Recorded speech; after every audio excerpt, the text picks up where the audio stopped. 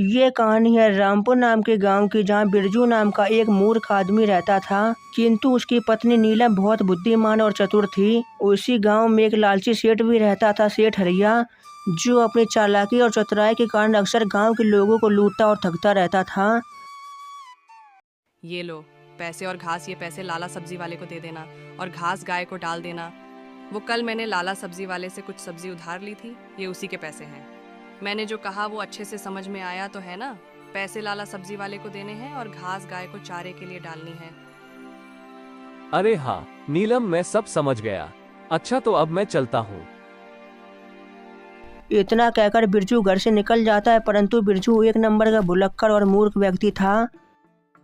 नीलम ने क्या कहा था? हाँ, उसने कहा था कि ये पैसे गाय को देने हैं और घास लाला को डालनी है। बिरजू पैसों को गाय की टोकरी में डाल देता है और घास को लेकर लाला सेठ की दुकान के लिए निकल पड़ता है। लाला जी, ये लीजिए अपनी घास। अरे मेरी कौन सी घास है? मैं तुमसे कब घास मंगवाई?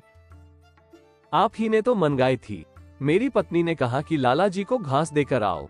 अरे तुम्हारी पत्नी ने घास नहीं बल्कि पैसे देने को कहा होगा। वो कल मुझसे कुछ सब्जी उधार ले गई थी, उसी के पैसे देने को कहा होगा। लाओ, मुझे मेरे पैसे दो। नहीं लाला जी, मुझे ठीक से याद है कि आपको घास ही देनी थी। ये लो अपनी घास और मुझे इसके पैसे दो। पैसे? मैं इस घास के पैसे दूं?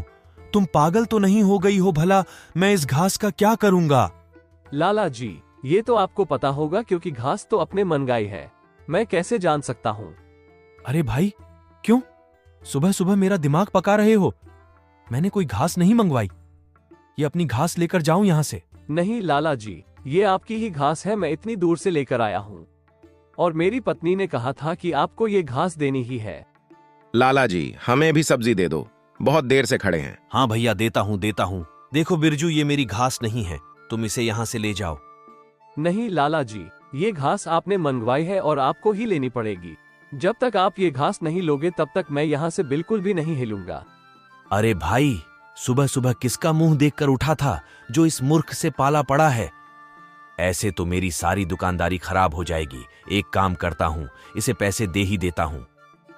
ये लो अपने पैसे और ये घास भी ले जाओ। नहीं नहीं लाला जी, मैं बहुत स्वाभिमानी व्यक्ति हूँ। मैं मुफ्त की कोई भी चीज नहीं लेता। ये लीजिए अपनी घास, में बस पैसे ले जा रहा हूँ। और पैसों को लेकर अपने घर की ओर आगे बढ़ने लगता है। नीलम, ये लो पैसे। ये कैसे पैसे हैं? और जो मैंने तुम्हें पैसे दिए थे वो तुमने लाला सब्जी वाले को दे दिए ना? अरे लाला जी ने ही तो दिए हैं ये पैसे। वो जो घास तुमने दी थी वो मैंने लाला जी को दे दी और बदले में उन्होंने मुझे ये पैसे दिए हैं। बड़ी मुश्किल में उनसे पैसे लिए हैं, वो देने को ही तैयार नहीं हो रहे थे। वो घास तुमने लाला को दे दी तो पैसों का क्या किया? पैसे तो मैंने गाय को खिला दिए। हे भगवान, मेरा ही दिमाग खराब था। जो मैंने इसको कोई काम दिया, पैसे भी कोई गाय को खिलाता है। क्या गाय पैसे नहीं घास खाती है? अरे ये तो मैंने सोचा ही नहीं। आखिर गाय माता नोट कैसे खाएंगी? और एक नोट में तो गाय माता का पेट भरेगा भी नहीं। हे भगवान, मैं क्या करूं इस इंसान का? इससे अच्छा तो मैं ही शाम को वक्त निकालकर लाला को पैसे देकर आ जाती। दोस्तों, गांव की बिरजू के जीवन की एक झलक तो आपने देख ली। अब हम आपको इस गांव के लालची सेठ के घर की जरा सी झलक दिखा देते हैं। एक हफ्ता होने वाला है, अब तक मेरे हाथ में गांव का कोई मूर्ख नहीं लगा। चलो आज गांव में घूम कर आते हैं, शायद कोई मूर्ख मिल जाए।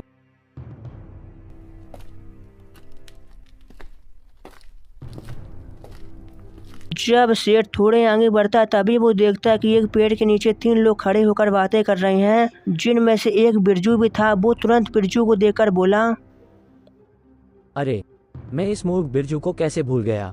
ये तो गांव का सबसे मूर्ख आदमी है। चलो कल इसको ही फंसाऊंगा। ऐसा बोलकर हरिया सेठ वहां से चला जाता है।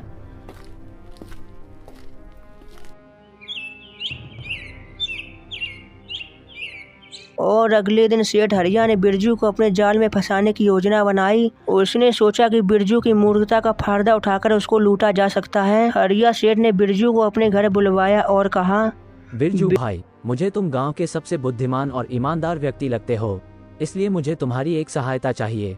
मेरे पास एक हीरे की अंगूठी है और मुझे ये अंगूठी बेचनी है, तो क्या तुम इसकी सही कीमत बता सकते हो? बिरजू ने बिना सोचे समझे तुरंत कहा। सेठ जी, मुझे तो हीरो के बारे में इतनी जानकारी नहीं है, परंतु मेरी पत्नी नीलम को इसके बारे में काफी अच्छी जानकारी है। अगर आप कहो तो मैं उसे बुलाकर लाऊं। हाँ, क्यों नहीं, तुम इसमें अपनी पत्नी की भी सहायता ले सकते हो। मैं भी तो देखूं वो कितनी जानकार है। जाओ, जल्दी जाओ, बुलाकर लाओ।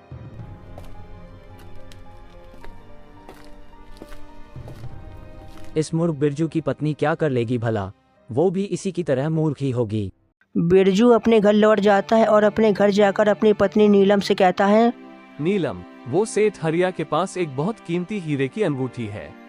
उन्होंने मुझे उसकी कीमत जानने के लिए बुलाया था, परंतु मैंने तो कह दिया कि तुम्हें इसके बारे में ज्यादा जानकारी है। सेठ हरिया बहुत चालाक और बेईमान इंसान है। उसने जरूर कोई चाल चली होगी। तुम उसको मेरे पास लेकर आओ और हीरो को यहीं पर दिखाओ। बिरजू तुरंत सेठ हरिया के घर जाता है और हरिया से कहता है। सेठ जी, मेरी पत्नी कह रही है कि वो आपकी अंगूठी को घर पर देखना चाहती है। चलिए आप मेरे साथ मेरे घर। सेठ हरिया ने सोचा अब तो बिरजू बुरी तरह से फंस चुका है। वो तुरंत ही हीरे को लेकर बिरजू के घर पहुंच जाता है। नीलम जी, ये है मेरी कीमती हीरे की अंगूठी। अब आप मुझे इसकी सही कीमत बताएं। नीलम तुरंत ही उस हीरे को अपने हाथ में पकड़ लेती है और उसने जैसे हीरे को अपने हाथ में पकड़ा तभी वो समझ गई कि ये हीरा तो नकली है। ये बात उसने तुरंत सेठ हरिया से कही। सेठ जी, ये तो नकली हीरा है। अरे ये तुम कैसी बात कर रही हो? जब ये कीमती हीरा तुम्हारे हाथ में आ गया तो नकली हो गया। लाओ मेरा हीरा मुझे वापस करो। ये लीजिए सेठ जी अपना हीरा। वैसे भी मुझे इसकी कोई जरूरत नहीं। अरे ये नहीं, वो दूसरा हीरा जो मैंने तुम्हारे पति को दिया था। सेठ जी, मैंने तो आपसे कोई भी हीरा नहीं लिया। ये एक ही हीरा था जिसकी आप मुझसे कीमत पूछ रहे थे। इसके अलावा आपने मुझे कोई हीरा दिया ही नहीं। अच्छा, मैं सब समझ गया। तुमने मेरा हीरा कहीं छुपा दिया और मेरे इस हीरे को नकली बता रहे हो। तुम दोनों जल्दी से मेरा हीरा वापस करो या उसके पैसे। किस बात के पैसे सेठ जी? जब ये कह रहे हैं कि इन्होंने आपसे कोई हीरा नहीं लिया तो पैसे किस बात के? तुम भी अपने पति के साथ मिली हुई हो। लगता है तुम दोनों ऐसे नहीं मानोगे। अब इसका फैसला तो पंचायत में ही होगा। ये बात अब पंचायत तक पहुंच जाती है। अरे बिरजू, तुमने सेठ हरिया का कोई हीरा लिया है। अब तुम कह रहे हो कि वो मेरे पास नहीं है।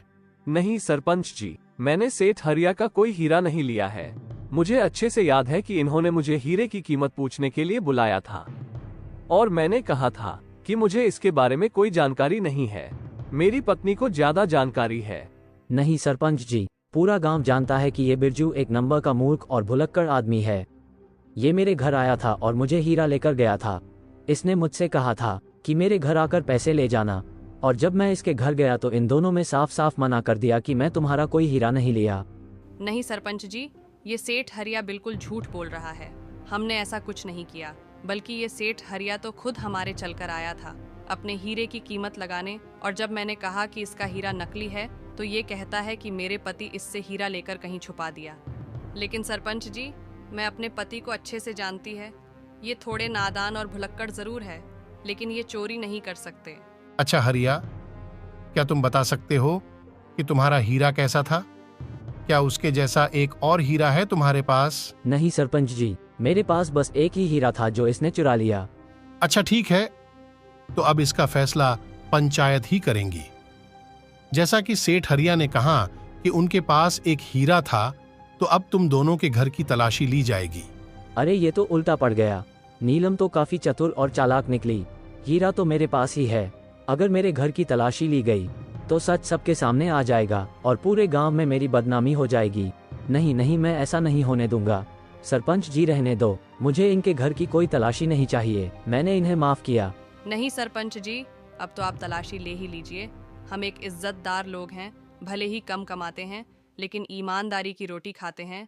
वैसे भी ये चोरी का आरोप लेकर हम चैन से नहीं सो पाएंगे। अब तो आप इसकी छानबीन करवाओ। दोनों के घर की छानबीन हुई और आखिरकार जीत सच्चाई की हुई। हीरा सेठ हरिया के घर से मिल जाता है और फिर जब सरपंच ने हीरे को देखा तो वो तुरंत समझ गया कि सच में ये हीरा तो नकली ही है। हरिया, तुम्हें शर्म नहीं आती?